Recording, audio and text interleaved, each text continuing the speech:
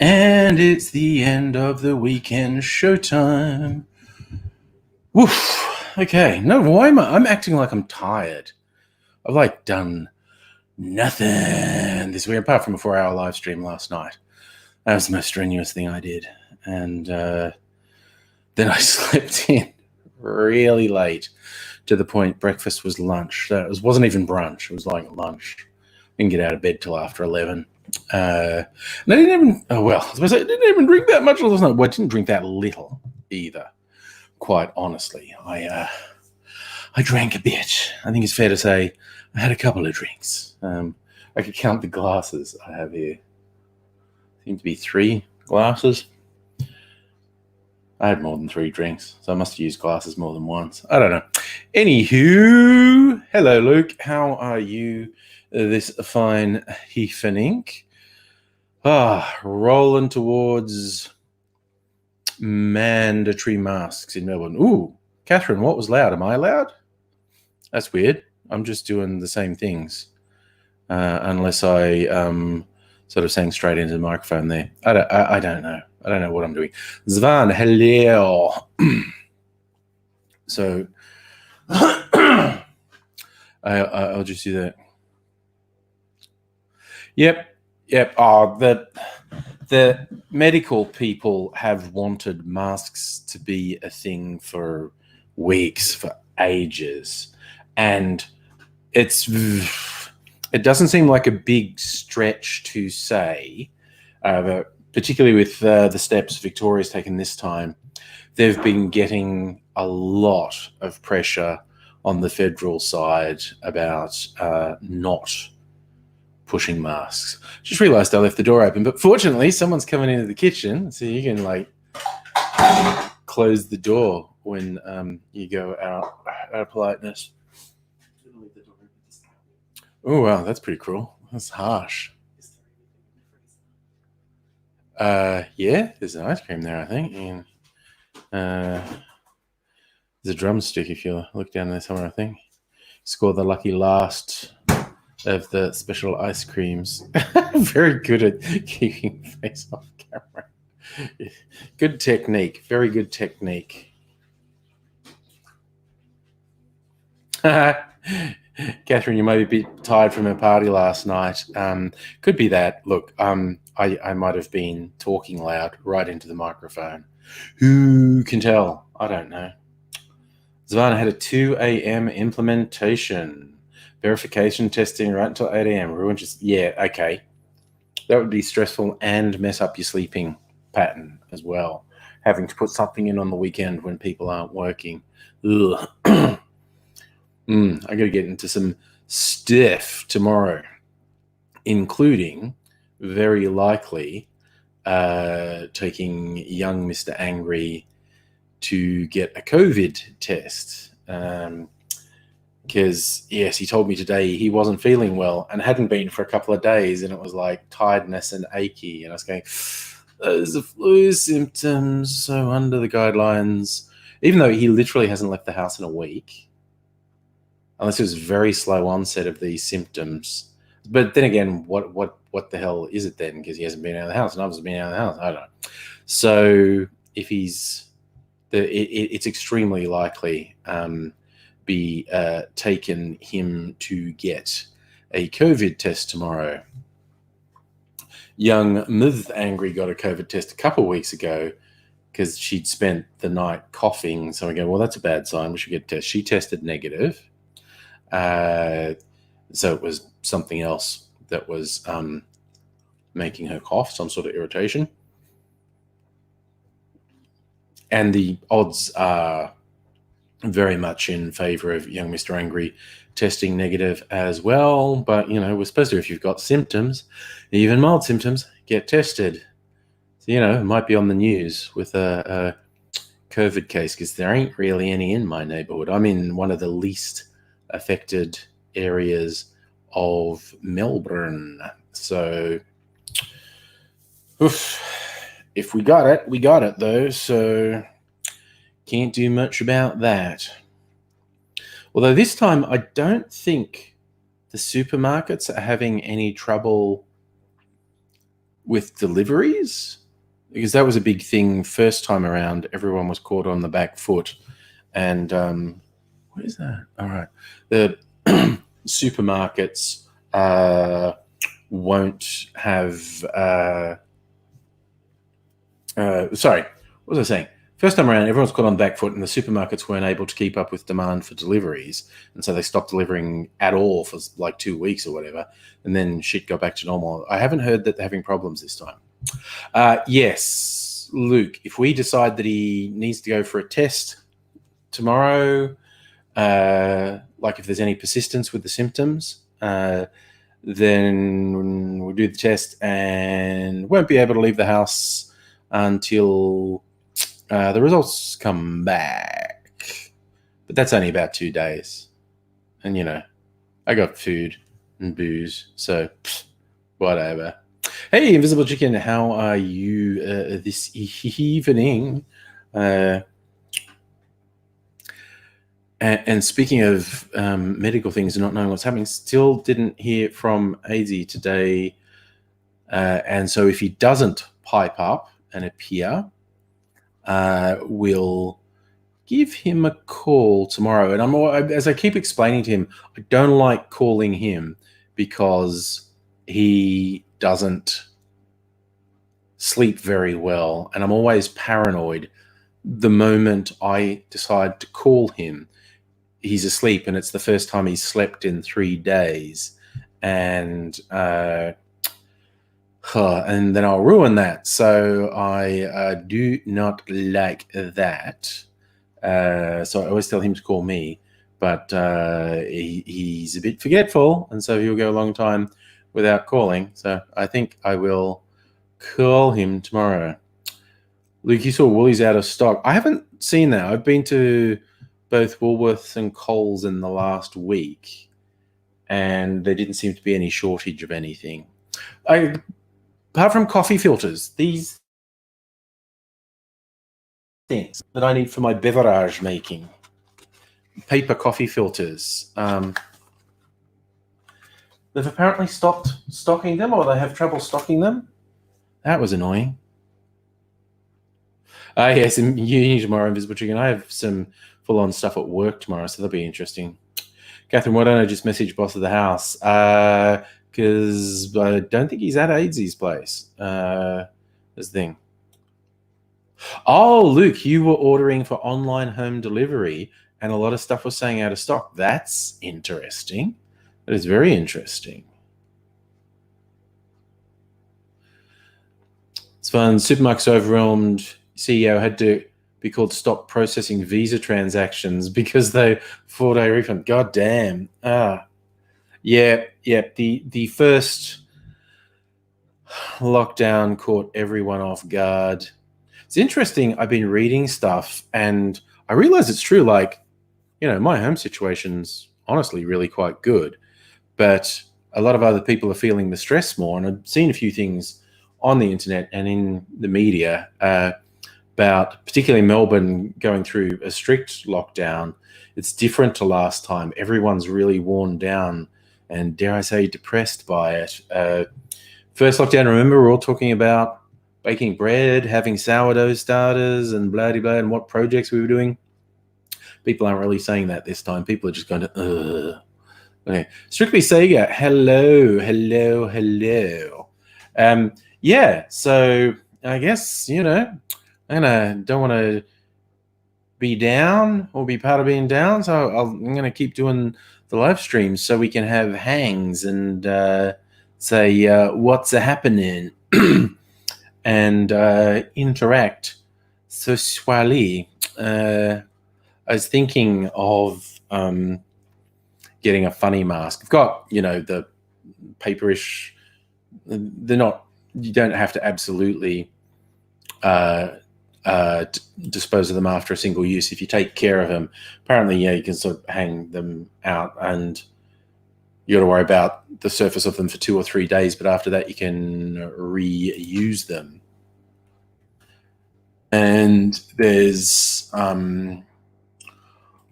lots of ways to do improvised masks and face coverings.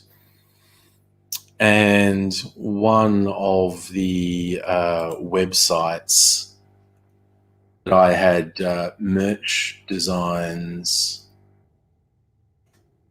on, Redbubble, is doing masks, and I thought I could do a mask from one of my Angry Aussie designs and have a cartoon version of my own mouth on the mask. And for some reason, it's not going live. I don't know. Maybe I'll give them till tomorrow. I don't know. But I'm thinking of it. I'm thinking of getting a cloth mask that has a print of one of my cartoon avatars' mouths on it. So I can put a mask on and still have my own mouth here. Because I just thought that would be funny. Because I am very easily amused. So looking at Startup Farmville in real life. I posted this stuff like 10 years ago when Farmville was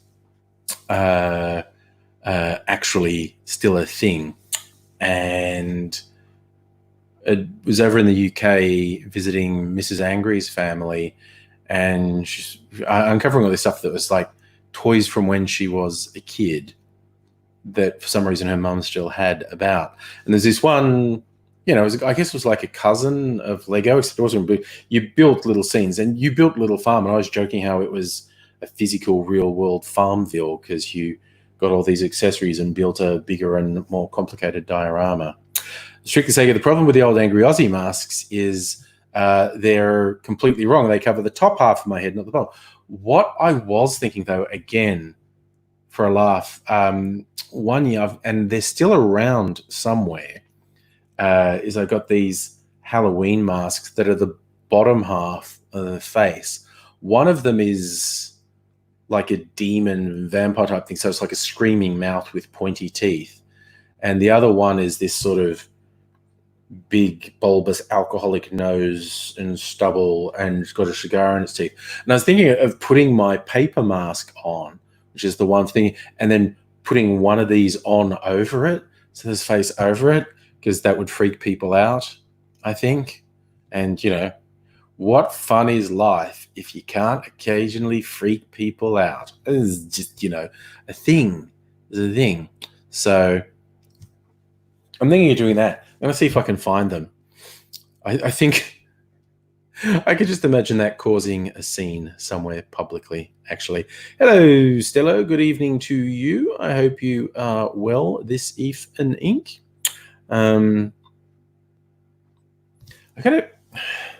I finished the first of these little sample bottles last night. I've got 6. I've got 6 little sample bottles from 2 different distilleries. I got, and they're such cool bottles with a little stopper. It's plastic, I think. Like, it's not a cork. There's like a little wooden top and a plastic stopper.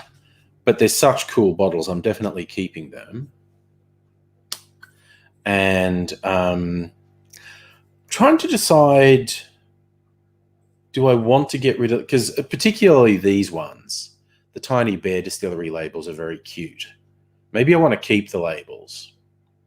Oh, damn, Stella, freezing your ass off out of firewood. Not good. It's fun. You've got a Cthulhu balaclava, covers the mouth with tentacles. Nice. There was those things which work in winter. They were calling face warmers. They were knitted things that you pulled up over here, which I don't know. You'd technically say is a face covering you could get away with. I know there's one was like Lord of the Rings dwarf type thing, like had a beard and mustache on it, and it was all knitted. Kind of funny. Hey, Annette, how you doing? So, yes, Mrs. Angry had one she made out of a T-shirt, and it's just like a light grey T-shirt, and she actually drew a mouth and nose on it, and I cracked up because it's just a little cartoony, smiley mouth and nose, and I just cracked up. It's so funny looking. It's great. I really love it. So...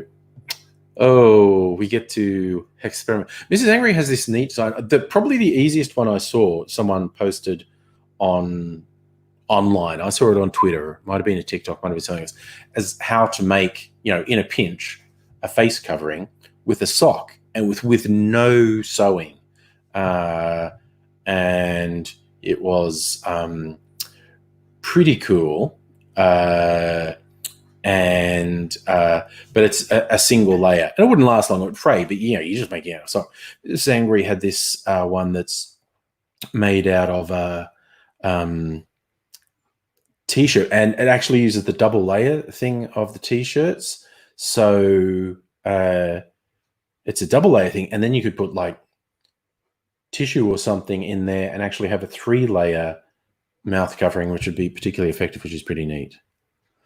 Luke, balaclavas traditionally don't cover your mouth and nose, which is like obviously the exactly wrong thing, covering everything that you don't need to cover and not covering the thing that you do need to cover. I mean, what would work, again, because you only got to cover your mouth and nose, geez, just get a big skivvy. And when you're going into places, just pull it up. And so your mouth and nose are covered. And then when you're home, just pull it down. And that would be meeting your obligations. It's not the most hygienic thing for you, but it would be meeting your being in public obligations. And again, getting these bleeding heart types. And it's like, yes, I think it is actually important with virtually anything to think of the most disadvantaged people and how it's going to affect them.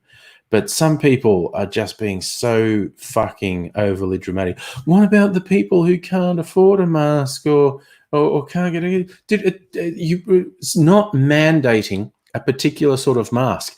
It's literally just saying cover your mouth and nose if you're out. That's down to a fucking scarf. If you wrap a scarf around your face, you're meeting your obligations. I mean, I'm always being accused of being a bleeding heart social justice warrior lefty, but I swear to fucking God, some of these people on the internet really do seem to be in love with victimology. I mean, I think it was way worse. It's particularly right-wing Americans are so desperate to be oppressed. It's really fucking bizarre to see.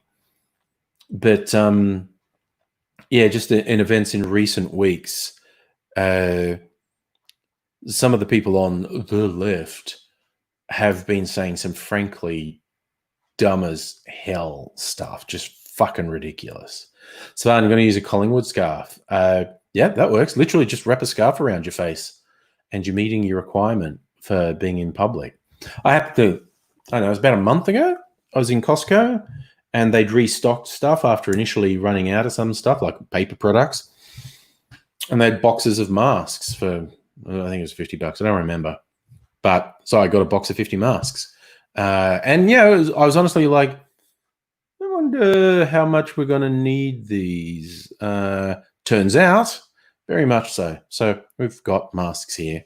And I keep a couple in the car. So, because I've been trying to wear them for about the last 2 weeks while going out, like to the supermarket or whatnot. And I found myself forgetting because I wasn't used to it. So Mrs. Angry, she put them in the car. So like, yeah, there's 2 hanging off my rear view mirror in the car. So I have face masks whenever I go out. Yeah, Stella, so some people, I think some people getting worked up on other people's behalf go a bit far, but yeah, and you're absolutely right. If you're doing it tough, there are far more difficult things to deal with to protect your health. A face covering is pretty fucking minimal, quite honestly. I mean, the downside is that anything that has an enforcement angle, what we saw in the first lockdown, particularly in Victoria, the cops fucking love flexing their power. They just seriously get off on harassing people. I won't argue that point. It's like with the Housing Commission towers that got locked down quite harshly, quite suddenly a couple of weeks ago. I think there's a case to be made that it seemed the initial shock seemed to have been done with cops alone, which is not great for people who have a not great relationship with cops, and it's usually the fault of the cops. They have that not great relationship. But I was also like, those places are so badly designed and so hellish to live in. They're just like a disease disaster. And people really did have to stay in their own flats, not even walk around in the hallways. The risk of disease spread was that high. They really did have to stay in their own flats. And the people saying, oh, they shouldn't have the cops on every floor. It's too threatening. He's like, what were you going to do? Ask them politely to have a really shitty experience? Because I definitely don't deny it's a really shitty experience. Super shitty. Anyone who thinks you can just say to people, hey, it's to the good of everyone, do this. I mean, have you fucking seen people? Have you seen how bad and stupid and self-interested people are? So I got super annoyed with the people who were acting like there was no level of enforcement needed at all in that case. Still, you've got some P2 masks from when you were last underground. That's fair. Yeah, and you got 50 masks from the local $2 shop. Yeah, there was a period where they were hard to get, and then they were really easy to get. Same as hand sanitizer. There was a period where hand sanitizer was really hard to get. Then it got really easy to get. People might freak out and buy too much of this stuff now, and it might get hard again. I don't know. People don't seem to learn.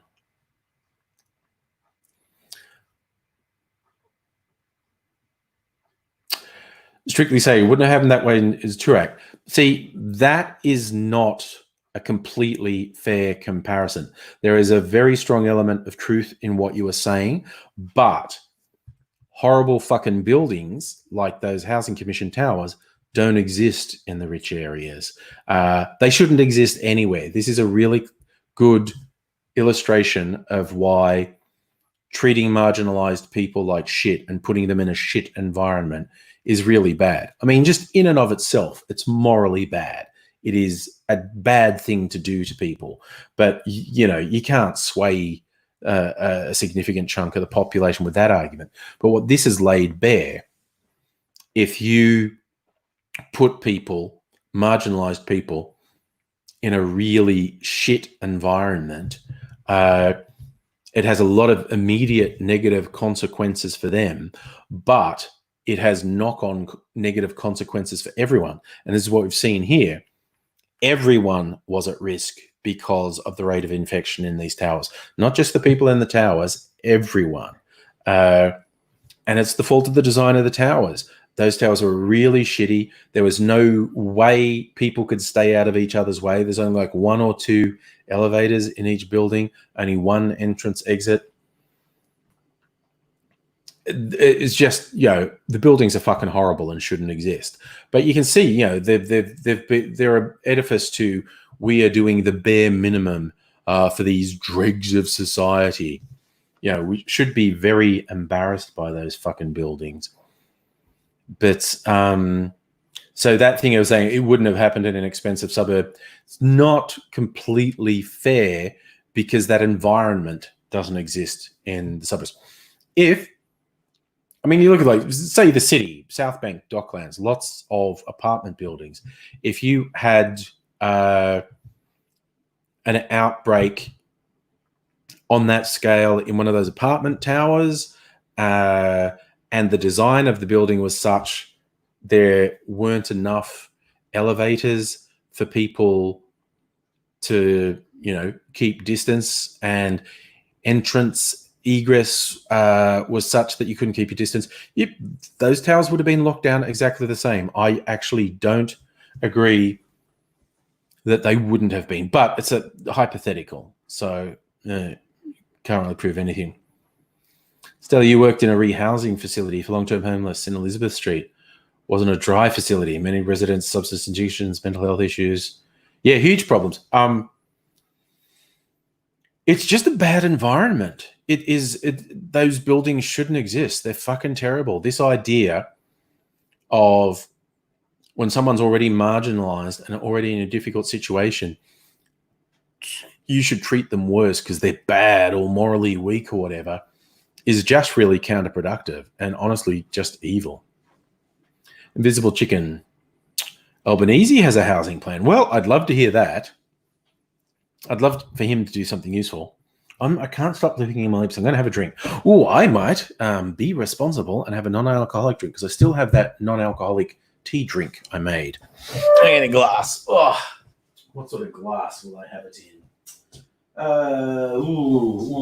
Just spoiled for choice. And I think I'll do it in my tiki goblet again. Put a big bit of ice in. Big ice. From my big ice cube tray. And where's my drink? There it is.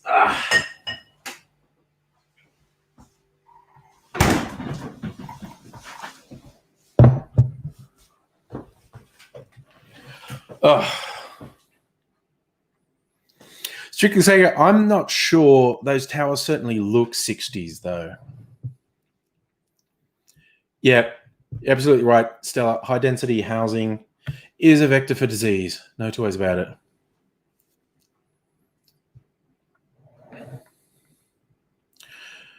Luke, you've been one of those 3-story uniblock high density. Yeah, high density is just a bad thing. And this is the thing. No one's going to learn the lessons that should be. And by no one, I mean no one in power. No one in power will accept the lessons that desperately need to be learned from this.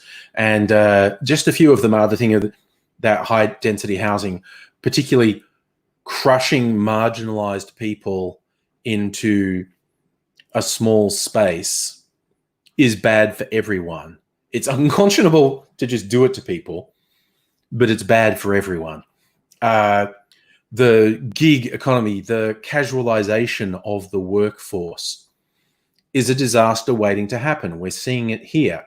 If everything about the economy is geared towards profits for the tiny, tiny, tiny minority and not looking after the people who actually do the work that enables those tiny minority to get rich. If you're not looking after them, if you're looking for every possible way to fuck the workers over, when something like this happens, it's critical impact on the economy.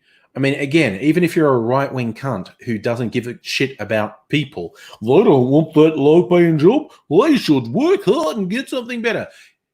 The economy can't sustain hits like this. It's as simple as that. The economy can't sustain hits like this. And the whole offshoring, moving everything offshore, again, to minimize expense to this tiny percent and maximize profit to them, that can't survive hits like this. We need to have stuff onshore that reduces the profit of the fucking corporate overlords, because the economy can't survive the hit it takes when the supply chain's destroyed for these offshore places. And you just look at how this disease broke out. It's comparatively benign to what could be waiting for us. People who know have made compelling cases that factory farming of poultry has got to stop, or we are going to end up with a pandemic that's at least this contagious. And this is appears to be about 40 times more contagious than a standard influenza, but it has a lower death rate than some other diseases we've seen. But we're going to end up seeing a flu variant that's this contagious and has a 10% fatality rate, and we're fucked if that's like civilization collapsing level pandemic. And you just get all these people, oh, we can't afford to do that because profits. We can't afford not to. We're just going to end up in this fucking Mad Max future.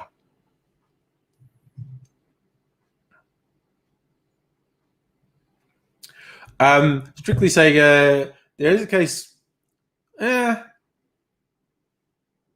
High density, but it's got to be designed with the knowledge of this is going to happen again.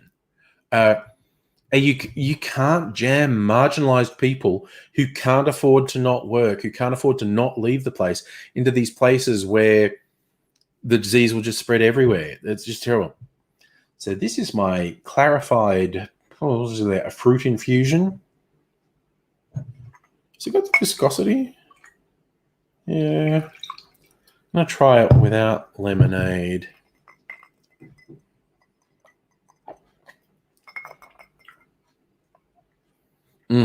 That's pretty good. I've got to think up, and I'm going to make a video of it. I made this with like a fruit infusion rather than real tea. I'm going to make, and I did that one the other night with coffee, which I did actually make a video of, which I'll put up at some point, because I ended up making a clarified espresso martini, which was actually pretty good. And that's coming from someone who does not like coffee. I make one with tea, and I have to think of what else. There was some fruit juices and maybe just that. Maybe just tea and fruit juices, in fact. I'll have to think about it. I have to think of what flavors should go into a non-alcoholic drink, because people who don't want to drink alcohol shouldn't be forced to drink boring drinks. So, and the whole, I find the whole clarification process fun. Yeah,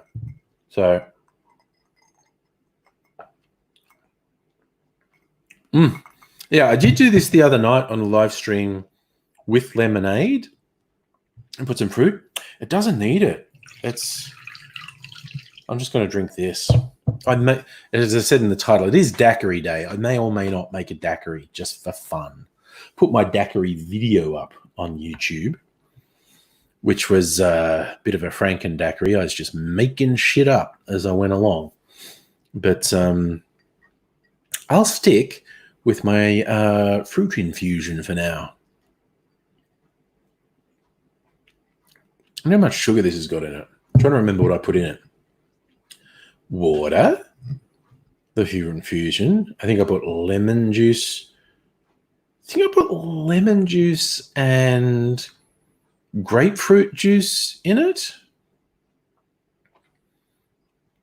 And there's obviously like the innate sugar content of those. I'm trying to remember if I actually put sugar syrup in it as well.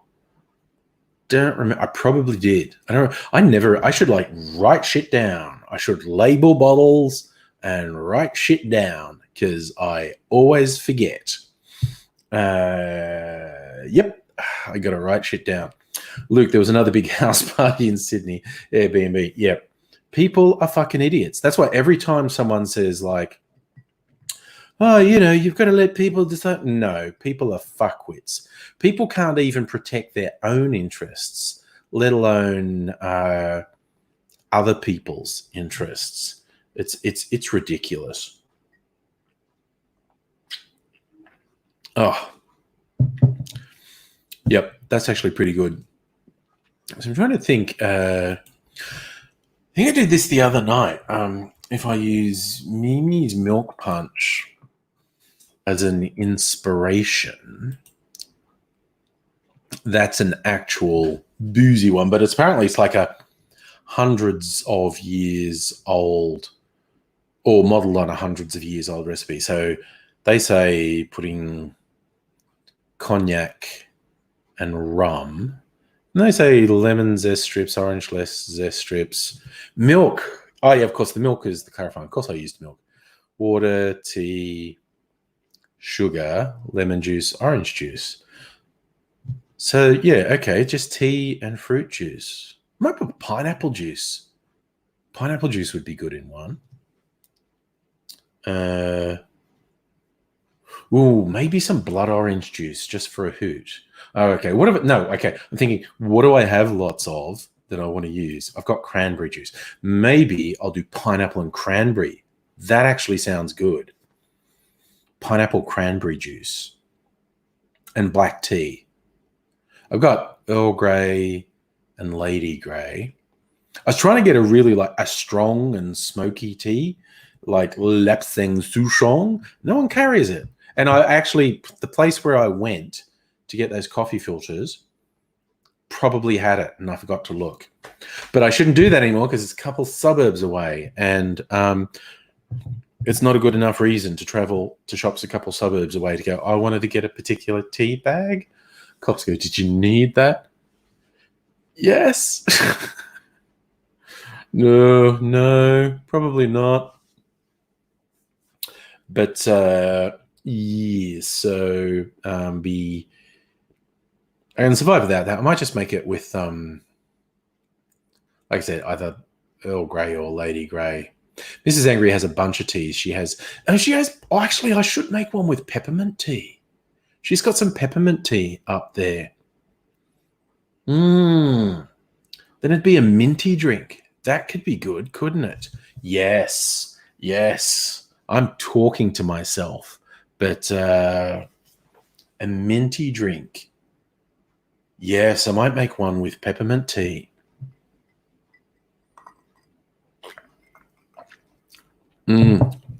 I think that is the experiment to be had.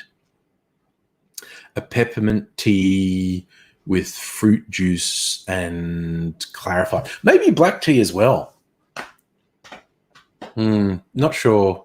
Mrs. Angry has a few herbal teas, and there's Earl Grey and Lady Grey, and what else is up there? I think there's some chai. Rooibos. There's Rooibos up there. Yeah, experiment. I'm going to experiment. It's funny, like when I was making the coffee one the other day, got ribbed a bit. What would it be like if you actually made it with good coffee? Like, I think the people who marketed that little tin of coffee I made are trying to say that's good coffee. I don't think they're saying, well, it's shitty coffee, but maybe when things are a bit more open, I'll go somewhere that's reputed to make really good coffee and get a takeaway black coffee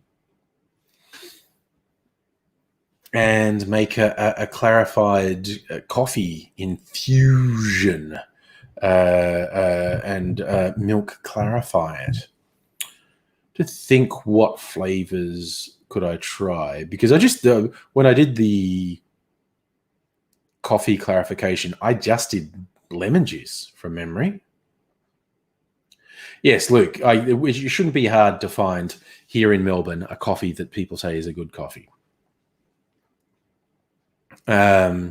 So I think I just used lemon in the infusion. It was literally just coffee, lemon juice, and milk to clarify it. And we got that very yellow drink that toned down the coffee, which and by itself was okay. But when I made a mocha espresso martini with a clarified coffee, creme de cacao, and vodka, it was really good. So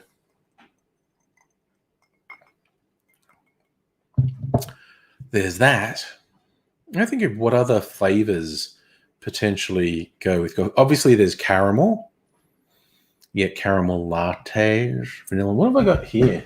This is a coffee. Well, I got it for cocktails, but I know some cafes use this stuff for flavoring coffees as well. Moonin, they make a whole bunch of flavored syrups. I got a vanilla one I use with some cocktails, but I know some people put that in coffee as well. So, yeah, maybe I can do that. Vanilla in the coffee, and have a clarified vanilla coffee. It'd be okay. You do that instead of sugar syrup in the clarifying. That's a pretty good idea. I just love coming up with these silly ideas. I'm silly. Yeah, they're silly. All right, I'm going to finish my bloody clarified infusion. This doesn't really have the a little bit. Has a little bit of viscosity. I feel like this doesn't really have the viscosity a clarified cocktail does. Maybe the alcohol does something. I don't know. But it worked. So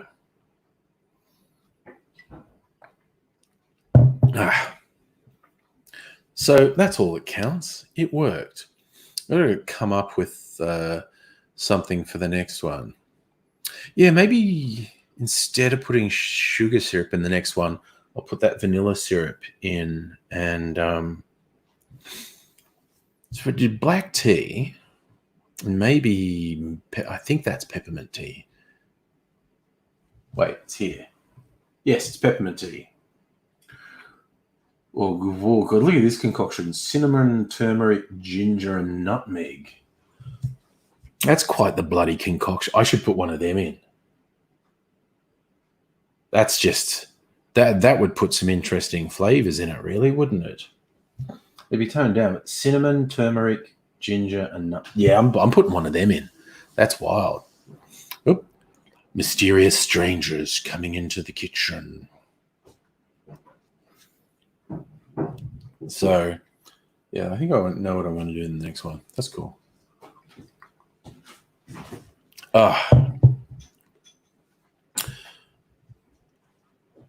And then, of course, I can always use it as a component in a cocktail as well, besides just having a non-alcoholic beverage. Mrs. Angry is heating up her rice pudding she made, and I saved the curds from the clarifying processes I do, and Mrs. Angry puts it in desserts like rice pudding and bread and butter pudding and whatnot. So we're getting all these interestingly flavored puddings because they have the usually very boozy curds from the things I've been making in them. This latest one has a bit of coffee flavor because I did that clarified coffee thing. See, we don't waste in this house. We recycle, use things twice. And the coffee paper filters go in a composting thing to go out and feed the garden. Man, we're fucking on top of our shit here, is what I'm saying. It's as I was trying to do with because I do like to occasionally get fresh fruit and juice it for drinks. And then, of course, you've got the peels left, but I learned a little trick to get a second use out of them. You peel the fruit, so it's just the rind. You want as little of the white pith as possible. You peel the fruit, put it in a bowl, cover it with sugar, and the sugar draws the oils out of the peel and absorbs it. And so the sugar goes gooey, and then you add hot water to that and mix it and strain it. And you've got a sugar syrup for drinks, but it's also got this like citrus zing in it, just making it a little bit different. So, you're getting more than one use out of the stuff you've got. So it's a bit less wasteful. You're getting more value out of it. And I stole that from a site called Trash Tiki. Well, the website is actually called trashtikisucks.com. They've got a real attitude. I like them. And they're highlighting that bars produce a lot of waste, and they try really hard to reduce the waste. Stella, someone suggested get a jam sieve instead of using muslin or coffee filters. Yeah, I'm not sure. I'm not sure how fine a jam sieve is. I've got the bags, the nut milk bags, and the coffee filters. to do it with. As a general rule, the less fine your filtering method is, when you're doing milk clarification, the more times you'll have to do it. Where it can work in your favor is even a fine strainer will end up catching all the curds, and the curds then actually do the filtering work. But because coffee filters are so fine, they're very effective at filtering. The nut milk bags I worked out if I put them together, so it's going through 2 layers, that's reasonably effective, but I have to put it through more times and it goes through faster. And it probably doesn't clarify the drink as much as coffee paper does. But I'm into experimenting. It's all about the experimenting. Stella, she said jam sieves are super fine. Yeah, I think I could find one of them actually from the shop where I got the nut milk bags, because I'd been looking at alternatives for filtering, and nut milk bags came up. And I went to this homewares place. Do you have nut milk bags? Yes. I bet if I asked if they have jam sieves, they probably have jam sieves too. It sounds like it would work, but you might have to put it through multiple times. But eventually, because the curds would not go through, and so the subsequent times you put the drink through, the curds would clarify it more and more. But I did find the other day doing the coffee one, the first one I did with the coffee paper filters, it took a lot of the color out, and it was just like a light yellow. Then the second time I did, I don't know, I did something wrong, and it wasn't. I thought it had formed the curds. Maybe it might have been as simple as I didn't leave it long enough. I thought it had formed the curves, but I poured it and it was just going straight through the coffee filter paper, and it was coming out really cloudy. What the fuck? So I improvised and got the nut milk bags, put them in, and just kept pouring it through and through, and it was gradually extracting solid matter from the drink, and was clarifying the drink a bit more each time I put it through. It was going through fairly fast, but it was quite brown, when not like coffee brown, but it clearly hadn't clarified as much as the first one I did. So I actually redid the clarifying process. I think I added pineapple juice to it. I either added pineapple juice or lemon juice to it, and then got some more milk and poured it into milk. I left it for a long time this time, and then filtered it through coffee paper, and that lightened it quite a bit. So I don't know. It's experimentation. I did something wrong in that, but I recovered from it. And that was actually a boozy one. That was the first time it was literally just coffee. I think it was just coffee, lemon juice, and milk to clarify. Then I made another one. I just thought, for a laugh, I'm going to make a boozy one. I think it had brandy in it and rum in it. I don't remember. I should write things down. But yes, I eventually had success with the clarifying on that. So you did it. It was all good. So it continues to be a bit of an exploration, a bit of a journey, a bit of experimentation. Trying to think what would be going too far. Like I definitely want to do this one with tea. Would it be too much doing? Should I do the cinnamon, turmeric, ginger, and nutmeg one and the peppermint one separately? Or should I do one that's ginger, turmeric, cinnamon, nutmeg, and peppermint? It's probably too much, isn't it?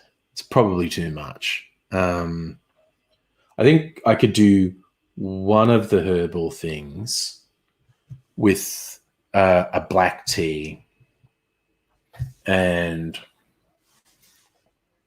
do the other one another time. Decisions. Got to make a decision. Oh, Lorks Lordy. So,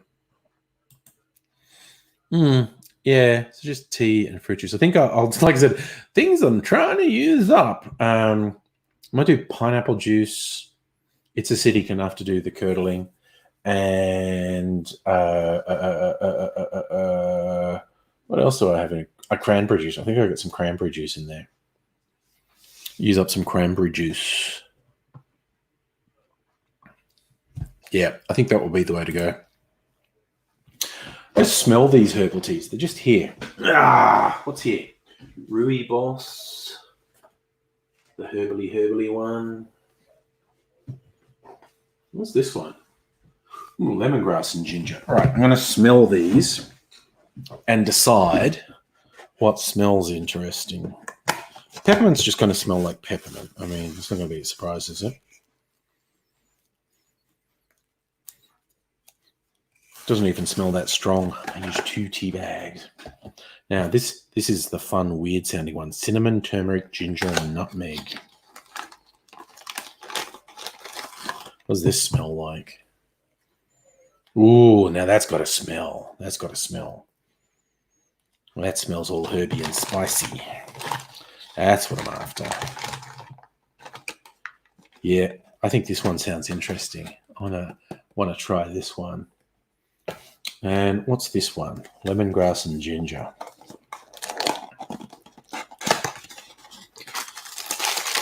Let me smell this one. Whew. That smells quite strongly too. Okay. That could work. Yeah. Yeah, I think I think a plan is forming. A plan is forming in my devious brain. Just put those back there.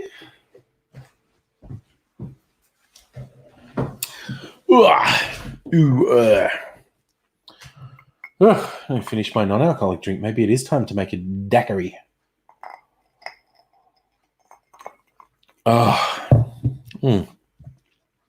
I'm quite on board with that. Don't know how much sugar's in it. Try not to have too much sugar. Probably an undiagnosed diabetic for all I know.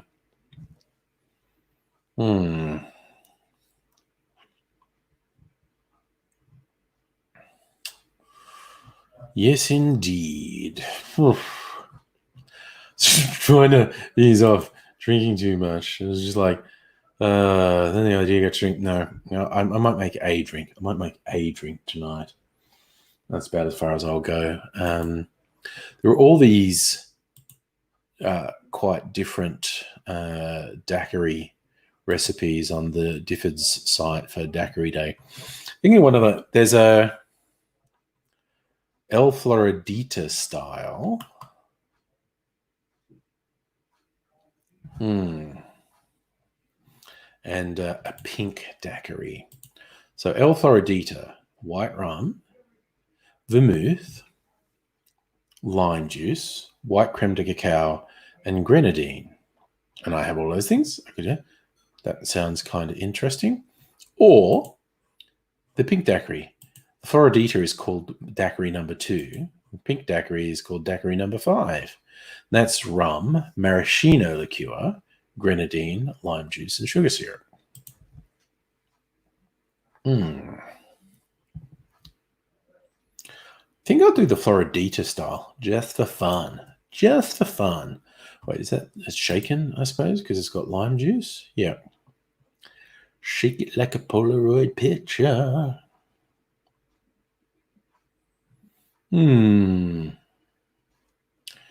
Or a nuclear daiquiri, which is white overproof rum and green chartreuse and lime and falernum. I'm actually trying to avoid the nuclear option, as the saying goes. So I don't think I will do that. I don't think I will do that. So, right.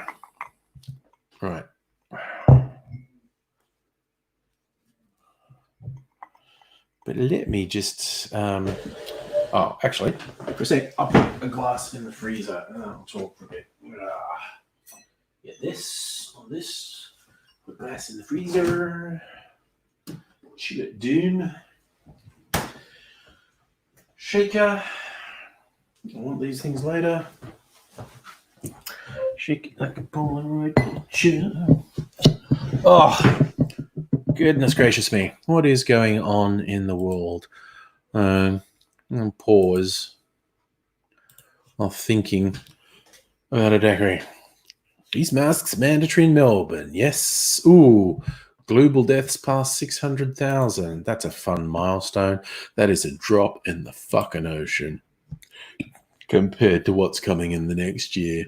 It's what no one's willing to face up to. And I don't like thinking about it either.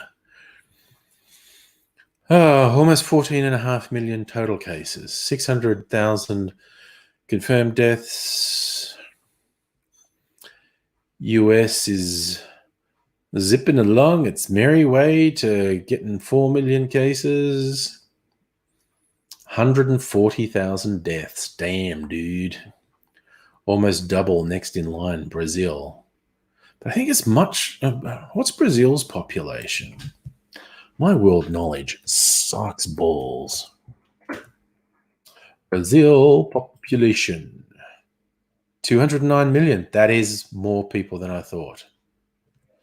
That's 2/3 of the US's population. That is probably double the population I was expecting, in fact. As I said, my world knowledge is quite shithouse. Still, after a bit of Googling, Alibaba has 20 micron sieves, which are the equivalent of a coffee filter. That looks worth looking at.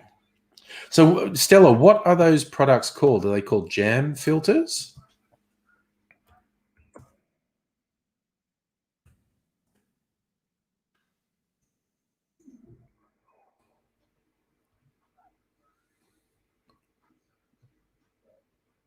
Okay, this one's Amazon. 304, 200 mesh food strainer. Which is $119. That's pretty good. Nut milk bags, multiple reusable food, fine mesh. Yes, okay.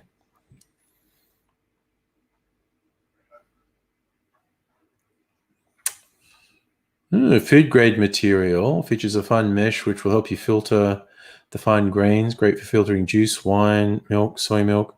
400 fine mesh for filtering wine, liquors, and fine enzymes. Compatible with a 5-inch funnel. Okay. For $25.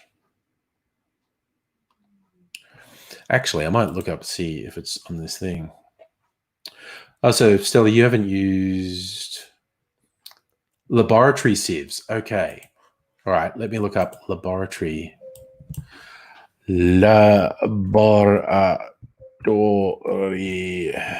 sieves. Laboratory sieves. Ads.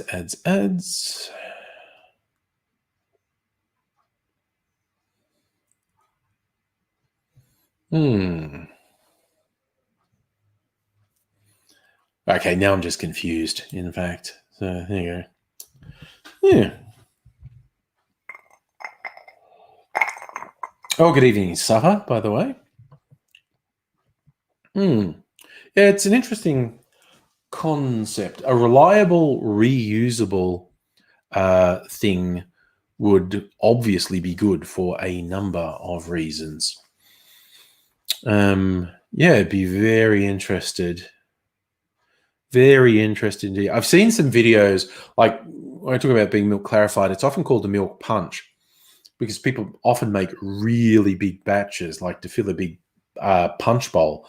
I did see a video on YouTube. Someone was doing it for a restaurant, and they were making a really big batch. They had these big containers, and they had this huge fucking straining bag, and they were dealing in quite big volumes, and it took them a couple of days to filter it sufficiently to get it clear. Still, they're also selling just the stainless steel mesh. You can DIY one. Yeah, that actually sounds very, very questionable. Not least because my very poor skills in these areas. I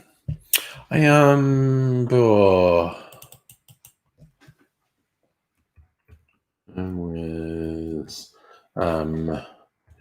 Moorabbin, the factory outlet at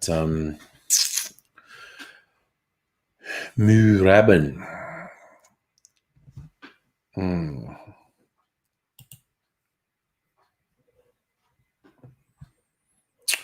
Do they have a website?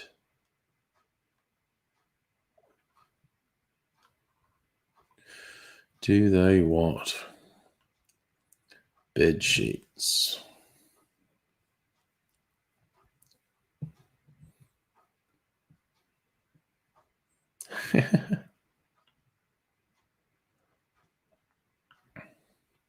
I love negative reviews. It's like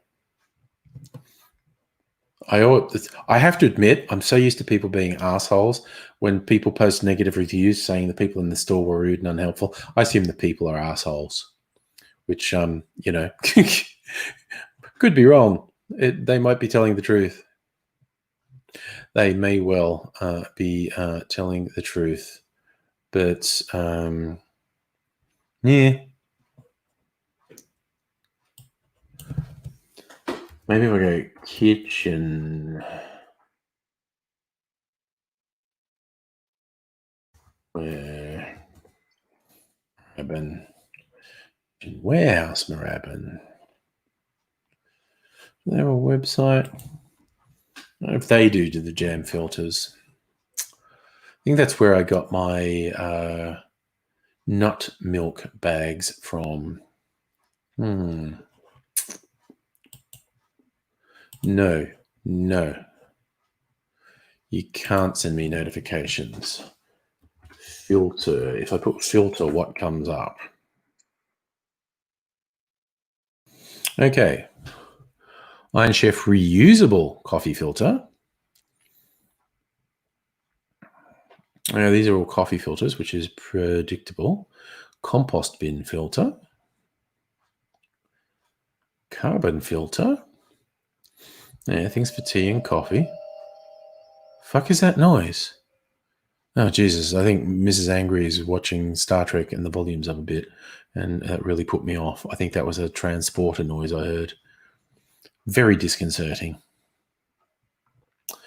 Tea. All right. I think this place's most useful thing is a reusable coffee filter. Icons of reusable coffee filter cone.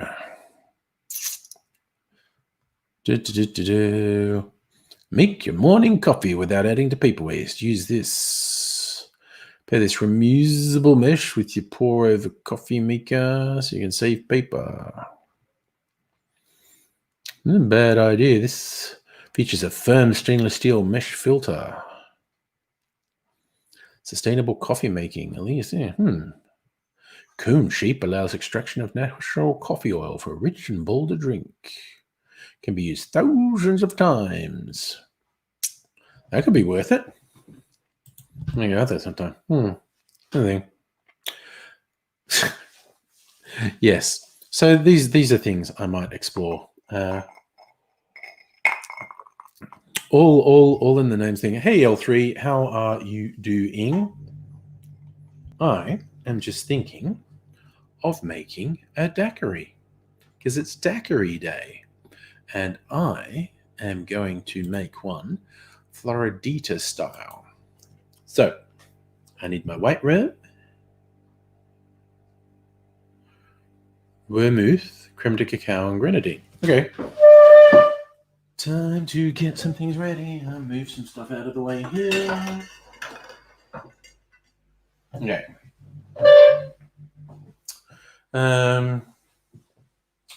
Right. Already. It's getting down there. White creme de cacao.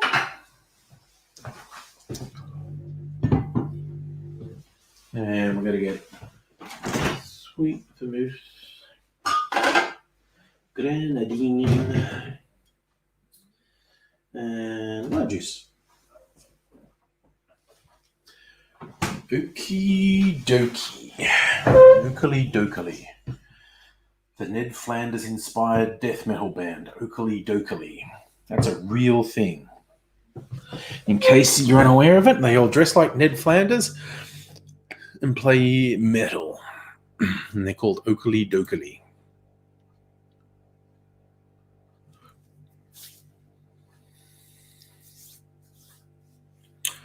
L3, what happened to the pink drink and same marriage day? I had a pink drink a bit earlier. I get distracted. It was the other day was the anniversary of marriage equality being made legal in the UK. Right. Okay, I'm going to get some ice in my shake. Actually, I need to get my jigger. Come here, jigger. That's right, I said jigger. Now I get overly anxious and try and cancel the years and racial epithets. Okay, got a jigger. Get some ice.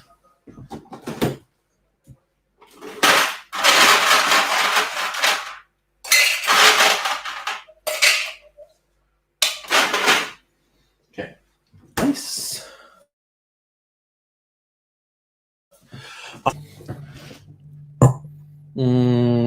Okay. Bacardi. So, recipe for Floridita style daiquiri. 2 ounces, 60 mils of rum. 1 to 3 year old. I don't even say what it is.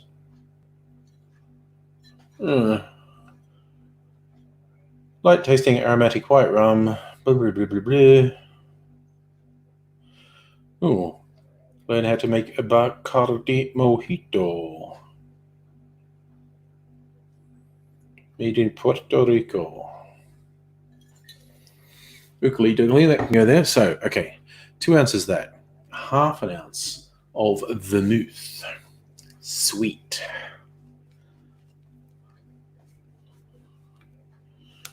It's like slippery. I can't get it as good. Come on, you can do it. You can do it. It's coming. It's coming. Oh my god, that was far more fucking trouble than it should have been. Okay, so half an ounce of sweet vermouth, lively white, Regal Rogue. Only 1/4 of an ounce of creme de cacao. Don't know if you'll even taste it at that point.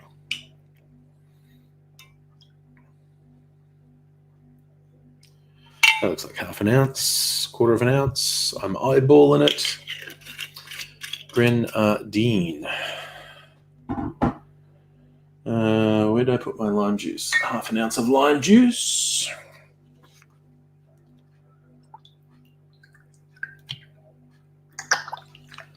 Lime juice.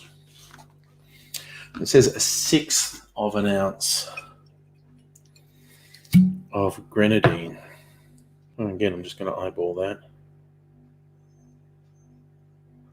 Looks like about 1/6 of an ounce. Just to give it a little bit of color, a little bit of sweetness. All right. That's everything. Give that a shake.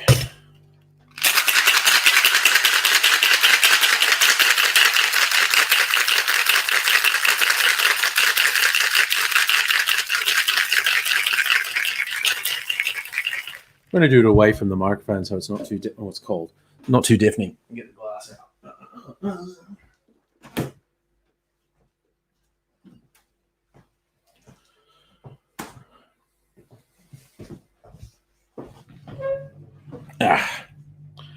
Strain our drink. What do they say for a fine strain? Put a lime on it. I'm not trying to impress myself, so I'm not going to worry about a garnish. Just strain that out. Ooh, it's very delicate.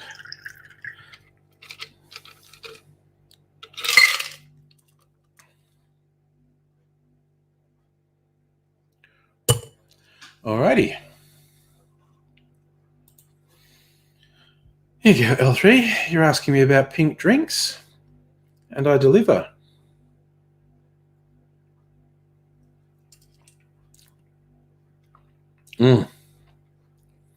Whoa, that's pretty good.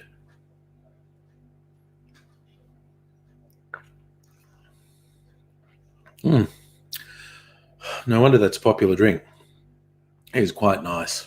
Ooh, just for those little bits of extras, it's got a little bit extra going. Because a base daiquiri is just white rum, lime, and sugar. And this has got the white rum and lime. It's getting a bit of sugar from the creme de cacao and a bit from the grenadine.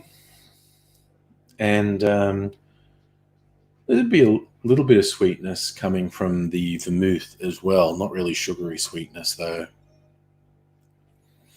But yeah, it's just got a few different flavors as compared to a standard daiquiri.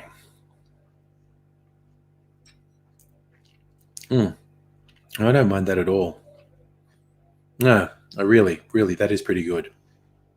I'm pretty good with that. Nice. Still have to decide what I'm going to do video-wise this week. Tomorrow is actually, apparently, the anniversary of the first moonwalk. I'm not really going to be ready to make upload a video tomorrow. And even the moonwalk cocktail that Difford's has is not my type of drink. It's like shitty. It's obviously going to be to some people's taste. They say a moonwalk cocktail is a sugar cube with grapefruit bitters, orange blossom water, Grand Marnier or cognac, orange liqueur, and topped with champagne. As soon as someone does topped with champagne, I just switch off. It's like, no, you're not even fucking trying. Not even trying. L3, you reckon that's this camera is bad at giving true colors. In real life, it's quite pink. I can see it's quite orange on the monitor. Real life, it's actually it's kind of like grapefruit pink. This camera does some really weird things with colors.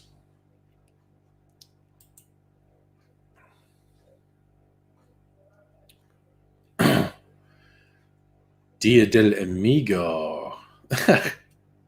Apparently, also tomorrow is in Latin America Friends Day.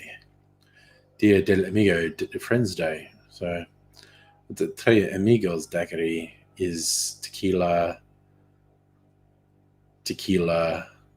That's daiquiri made with tequila. Okay. Tequila, Navy strength rum. Jesus. Okay. So, Blanco tequila, Anejo tequila, Navy rum, lime juice. Jesus, that's a fucking serious drink. That is a serious drink. Serious drink. Okay. I'm probably not ready, but then I think it's Tuesday is Hemingway's birthday. Notorious heavy drinker. And I just made a Hemingway I just made a Hemingway daiquiri, uploaded on Saturday, so I don't really want to do Hemingway. Ocean's 21. Sorry, apparently then the other thing on Tuesday, it's the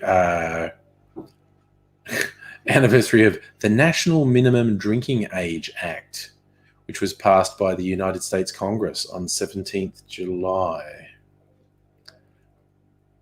No, wait, that's 21. Why is...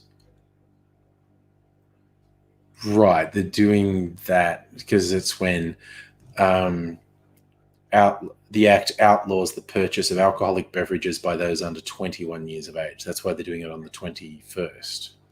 Okay, that's silly and confusing, and I will have no part in it.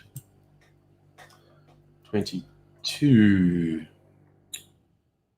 An anniversary of someone saying they saw the Loch Ness Monster. Little Prince George's birthday. Pi. Okay, this is a good nerd day. Pi approximation day. On the 22 of the 7, so 22 divided by 7 is an approximation of pi. So apparently it's a mathematics joke. Pi approximation. Invisible Chicken, Buzz Aldrin, first person to take a selfie in space. Yeah, I guess he got a jump on everyone there. That's true. Pi approximation day. That's so nerdy. I love that. Don't know that I want to do a video for it, but it's pretty funny. And then the 23rd is Haile Selassie's birthday. Last emperor of Ethiopia. His title was Raz Tafari. Some believers of the Rastafari movement worship him as the Messiah, either God incarnate or the reincarnation of Jesus, though others believe he was simply an earthly king chosen by God. So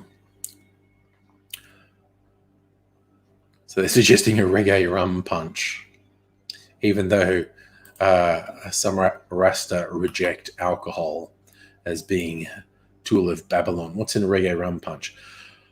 White, overproof rum, pineapple juice, orange juice, grenadine. So it's just rum and fruit juices. See, I think those sorts of drinks are cheating. It's like booze and then lots of fruit juices that cover up the booze. I think those are cheating. Okay, this is the thing. I've seen this around a few times. This is disconcerting to me. Gorgeous Grandma Day. Gorgeous Grandma Day. That's like that's a subset on porn sites. Quite honestly, I find that disconcerting. Invisible Chicken, you love pie. Oh, but after studying maths, you think tau could be better. Now I need the explanation. I don't know what tau is. But I'm on the internet, so I could look it up. Tau is a video game. 19th letter of the Greek alphabet. System of Greek numerals. It has a value of 300.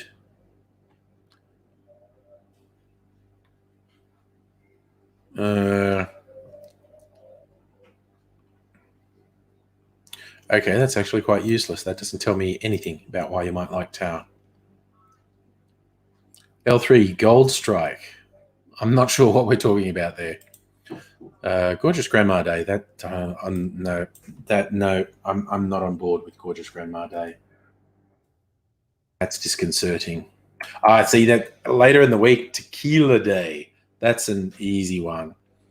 Clearly going to do some tequila drinks. What is it? The 24th. So that's Friday. Well, that's fucking perfect, isn't it? For Friday night party, it's tequila night. Dun dun dun. Definitely doing tequila videos. All right. So that's one thing settled. Definitely doing tequila videos. 24th, 25th. Hey, Admiral Nelson lost an arm. That seems careless.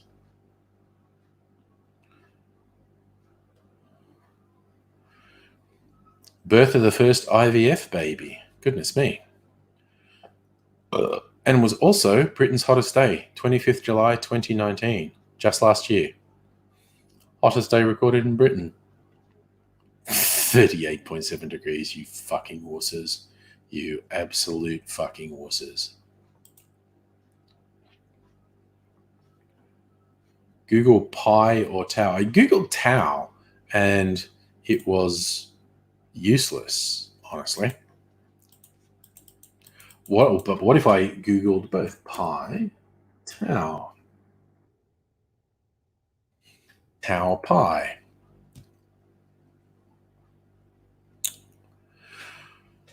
Pi is the number that relates to what you get when you measure a circle, and Tau is what you get when you draw a circle, the distance divided by the center of the distance. Okay.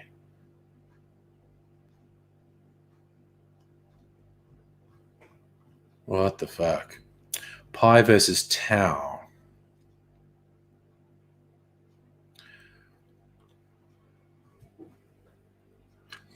Few mathematicians argue as to whether to use pi, which is the ratio between a circle's circumference and its diameter, or tau, which is the ratio between a circle's circumference and its radius. Some consider pi to be the wrong convention and are in favor of using tau as the circle constant. Others consider proponents of tau to be foolish and remain loyal to pi.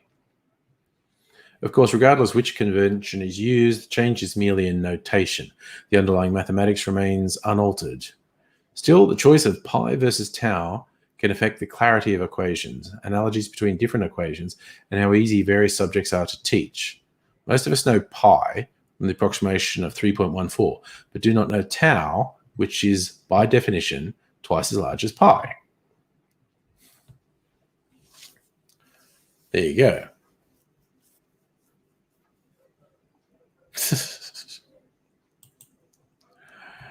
There you go. That's the relationship between pi and tau. Tau is twice what pi is.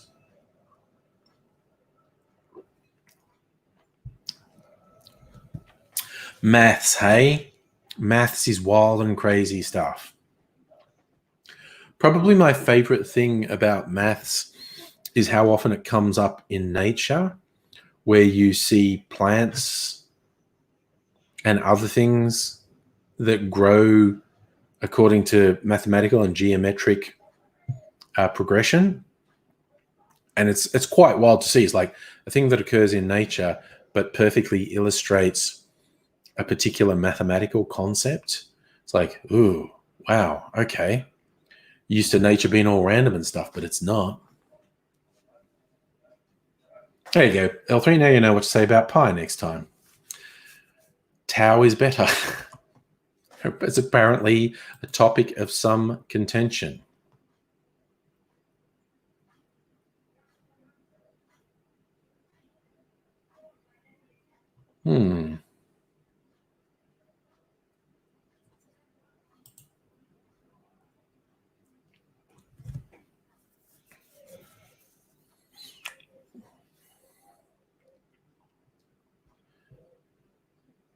That's just the mathematics. Jesus, it's going to do my head in. That's as deep as I want to get the way. Yeah. L3, plants, flowers, petals, forming mathematical patterns, shells on creatures that grow shells. As the shell grows, there's a mathematical equation that describes the growth of the shell. It's mind-blowing. The amount of mathematics that occurs in nature. And I think we should be taught more of that as kids. Jesus fucking Christ. I'm going to say something I really don't like about Andrew fucking Bolt. And I need to just let it go. Because I'll say something that's probably actionable. Mm.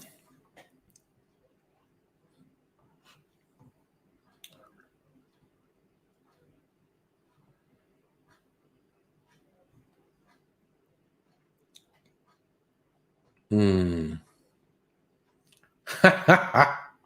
Sorry, I'm looking at random news stories, see, and this one pops up. Bacardi's Lady Vodka, latest in a long line of depressing gendered products. That does sound very stupid. Very, very stupid. Ladies, have you ever felt regular vodka's a little bit too masculine? Does the high alcohol content upset your delicate constitution? A new line of low alcohol women designed by women for today's modern woman, intended to be enjoyed with other women. It's pretty subtle marketing, but if you read between the lines, it seems to be targeted at women. Oh my god, Plume and Petal comes in 3 spa-inspired flavors, packaged in delicate bottles.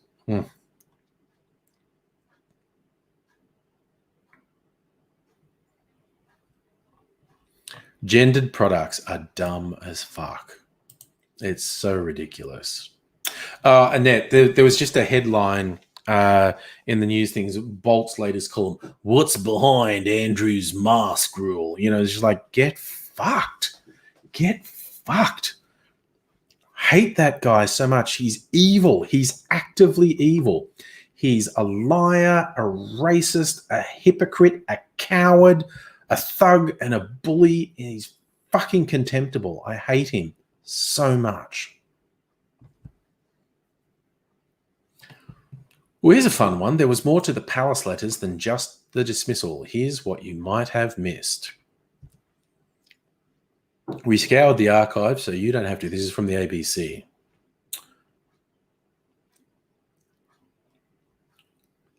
The Prime Minister of New Zealand ghosted John Kerr.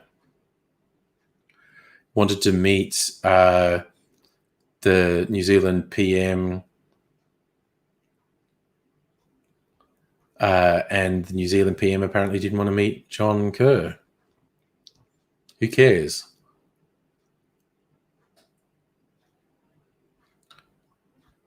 Looking a gift horse in the mouth. Okay, wanted to give the Queen a horse as a gift. Who fucking cares? Governor General of PNG wasn't having it. Politicians are usually well versed in language of restraint. Following one particularly unwanted and paternalistic letter, Sir John Goyce, New Zealand's Governor General, decided to buck the trend. Tasmanian supporter of Sir John Kerr had written to his PNG counterpart protesting his reported decision to cancel a visit to Australia. When it came time to respond, Sir John Goyce did not mince words. Thank you for your unwanted and paternalistic letter.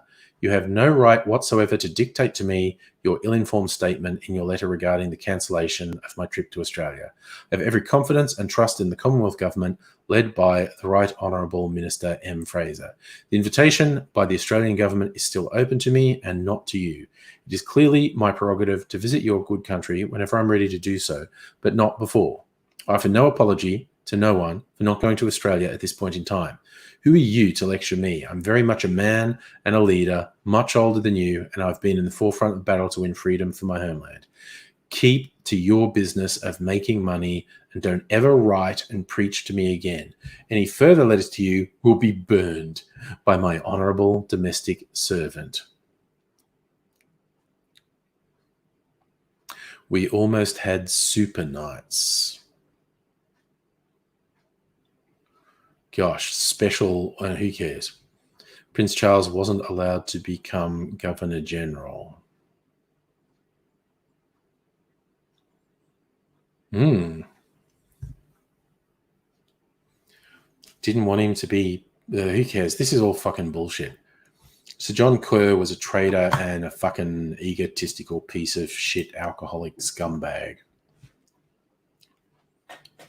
Ooh. Stella, you made a hot chocolate with banana liqueur. That does sound good.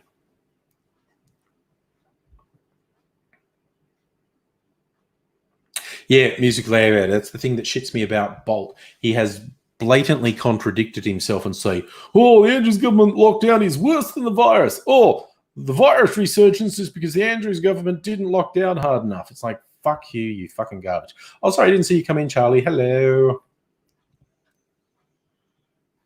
Yeah, Stella, the idea of lady booze that's less alcoholic is stupid.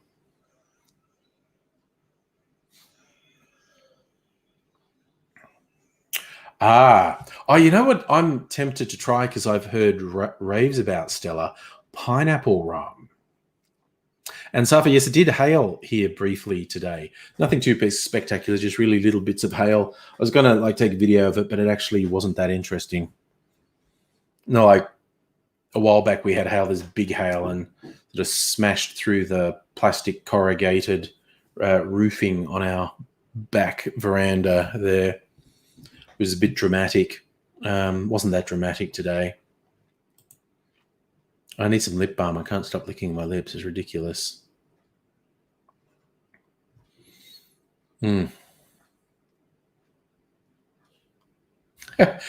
Queensland man charged after allegedly attempting to escape Sydney quarantine hotel for a cigarette.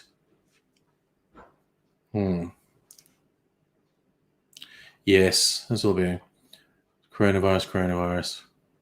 I saw someone make a joke. Princess Beatrice's surprise wedding. Buckingham Palace released photos, and yet her dad was not in any of the publicity photos. Mysterious. Why they don't want people remembering Prince Andrew exists at the moment. Just that we all know he's a fucking creeper pedo who went to Jeffrey Epstein's underage sex parties. Ooh.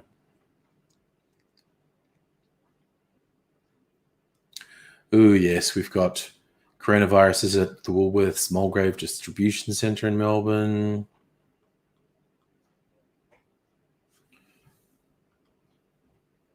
Dumb stuff.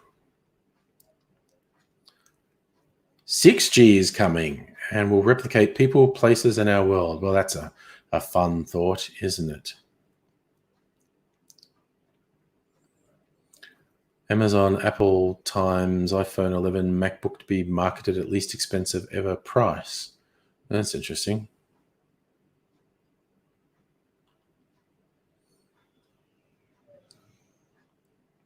Well, apparently, the hashtag Free Britney is getting a bit more publicity, as it should. She's, oh man, if you want to read something and raging, read about the fact that Britney Spears has no control over her life. Some weird thing in the US legal system, someone is in control of her life. They have conservatorship. It's really fucked up.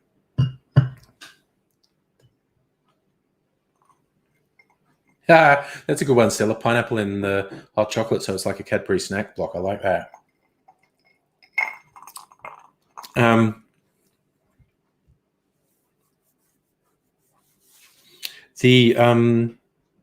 was thinking, so yeah, the plantation rum makes a pineapple rum that people seem to quite like.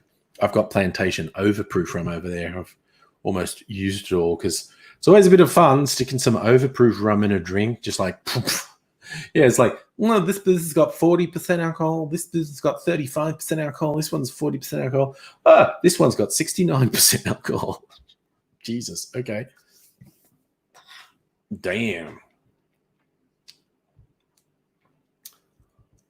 Where'd the island come in, L3? The island was written about Flint Springminer as well as the two in Belgium in the 90s.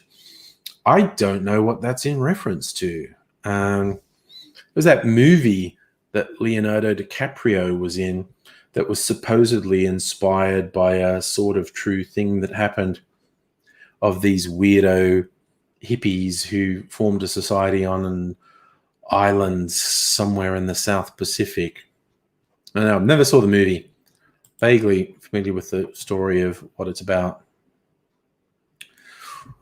What's the news in science? Some of the tiniest galaxies visible from our backyard. SpaceX. Brain scans demonstrate why our mind's eye sees the environment so differently to daily eyesight.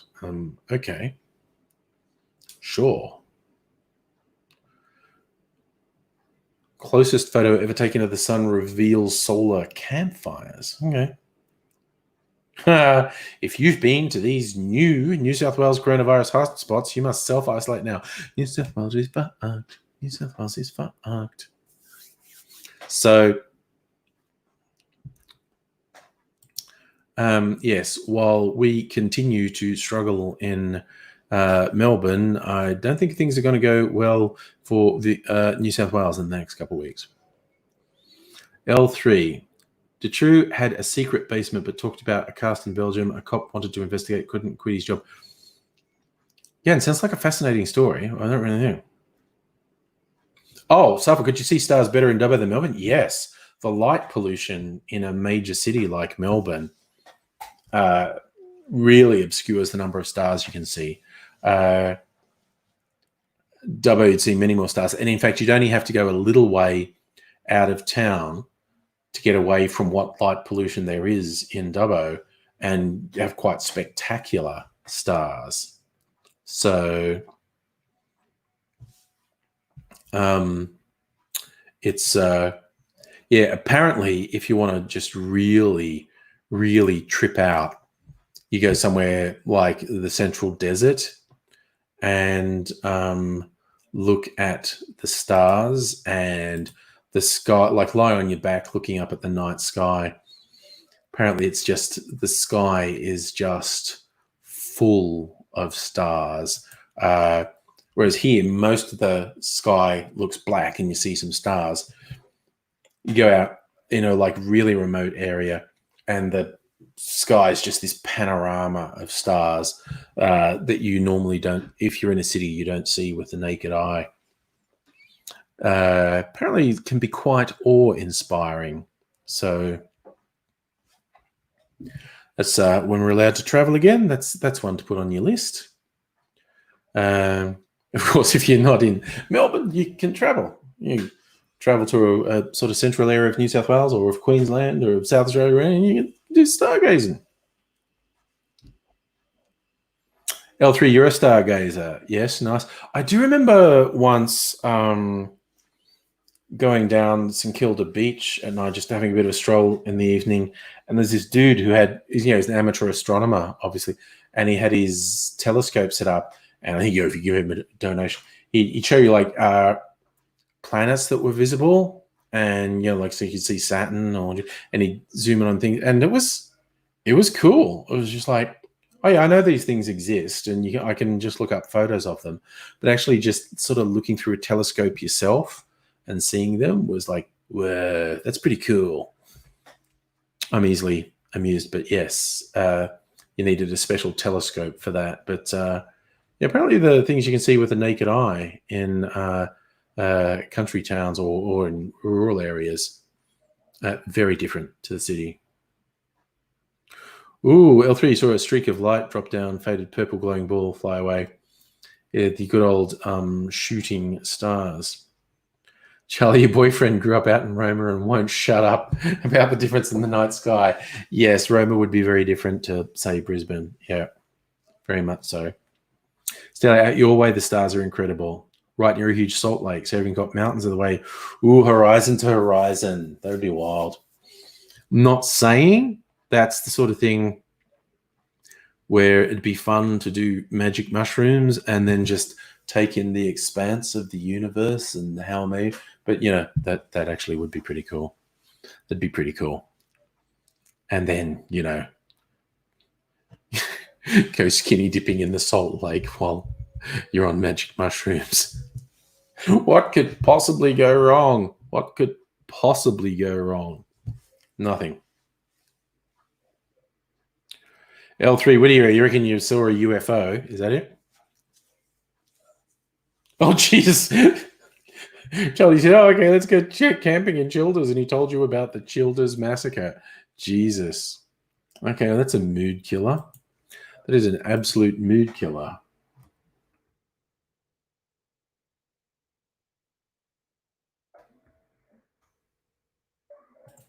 The Childers massacre. Childers Palace backpackers hostel fire. Is that what we're talking about? Killed 15 backpackers. Formed Palace Hotel in the town of Childers. Converted into backpackers hostels. Very popular. It was arson. And they got someone for it, and he was sentenced to life in prison. Wow.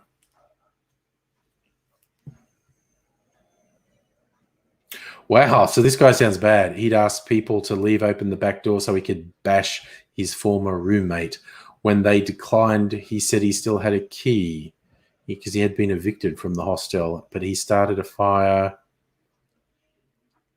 killed 15 people. What a fuck up. What an absolute fuck up.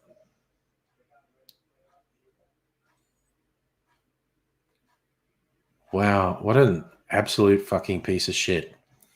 Yes, so guy fucking burnt down the backpackers and killed a bunch of people. Jesus. L3 quoting MC 900 Foot Jesus. Also, to quote MC 900 Foot Jesus, truth is out of style. So there's 80 meters of mud under the salt crust. A lot could go wrong. But it would seem like such a good idea. It would seem like so.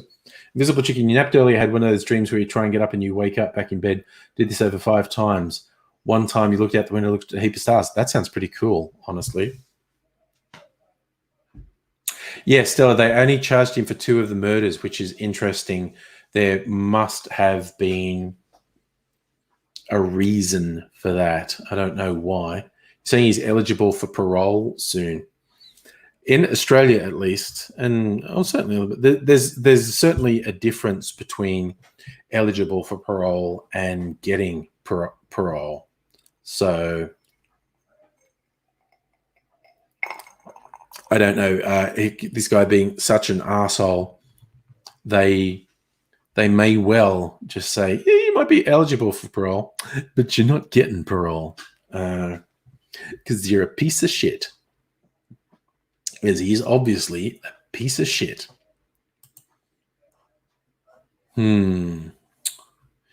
Yes, indeedy. I have to decide something tomorrow. Oh, that's okay. I can wait till tomorrow to decide. But yeah, but I mean, even like the Childers massacre, yeah, but that's clearly a one-off. The one that always freaked me out was the Malat murders. Blangalo State Forest. Whenever I see a sign, I'm driving down a highway and it's like whatever state forest, it just makes me think of Ivan Milat and his family killing those backpackers. There's so much conjecture about that case. One of the popular rumors that Ivan Milat did not act alone. That other members of his extended family were involved. Some in the murder, some in covering it up, and some had possibly committed murders on their own. There's a rumor that's all obviously irrelevant now because Ivan Milat is dead, but there was a rumor that the cops deliberately didn't bring up anything about the rest of his family in court, although I think his defense did, because they were worried it would make it too likely to bring in reasonable doubt and Milat would get off. So the prosecution was just all 100% focused on him. And there were these rumors that it wasn't just him, but I don't know, people always make up shit in cases like this.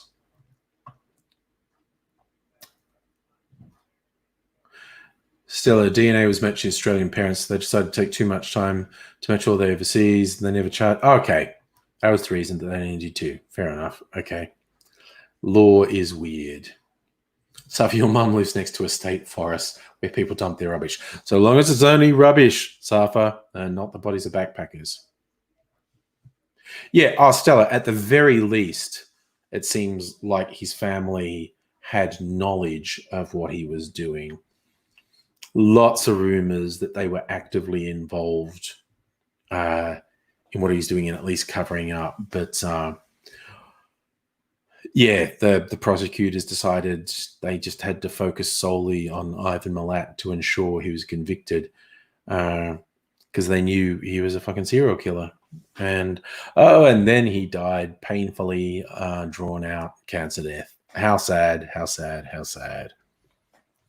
I tend not to wish ill on people, but then sometimes something bad happens to someone who deserves to have it happen to them. And it's like, oh dear, how sad. Sad reacts only. Oh well.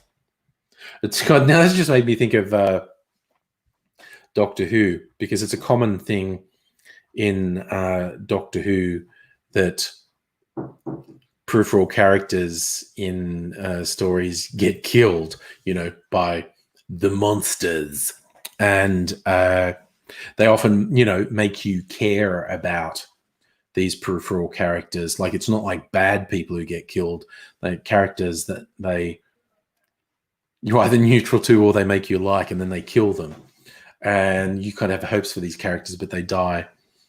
And one of the